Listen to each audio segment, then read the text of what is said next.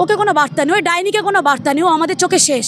ও যেদিনকে আমার ধর্মকে গান্দা ধর্ম বলেছে, আজকে যদি আমার সুযোগ সুবিধা থাকে আমি গডসে হব, আমি মহাত্মা গডসে হয়ে এই পশ্চিমবঙ্গকে বাঁচাবো। কুছ পরোয়া নেই, কী হবে, ফাঁসি চড়বো তো, চলো হাসতে হাসতে ফাঁসিতে উঠবো, কিন্তু এই পশ্চিমবঙ্গকে বাঁচাতে যদি মহাত্মা গডসে হতে হয়, দিনটা ঘোষ প্রস্তুত।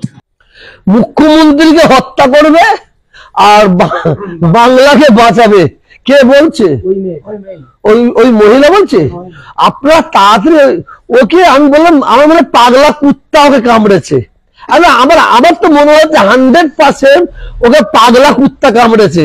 ওকে তাড়াতাড়ি হসপিটালে নিয়ে গিয়ে কুত্তাদের যে ভ্যাকসিন দেয় সেই ভ্যাকসিন দেওয়ার চেষ্টা করুন, তার ভ্যাকসিনের ব্যবস্থা করুন, আর নয় পুরো পাগলা গাড়োতে ঢুকাবার চেষ্টা করুন।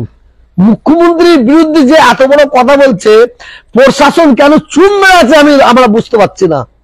এই কথা যদি কোনো মুসলমান বলতো মুখ্যমন্ত্রীর বিরুদ্ধে, সঙ্গে সঙ্গে অ্যাকশন দিত। এদের বিরুদ্ধে অ্যাকশন দিচ্ছে না কেন আমি জানি না। মুখ্যমন্ত্রীকে হত্যা করবে আর বাংলাকে বাঁচাবে, কে বলছে? ওই মহিলা বলছে।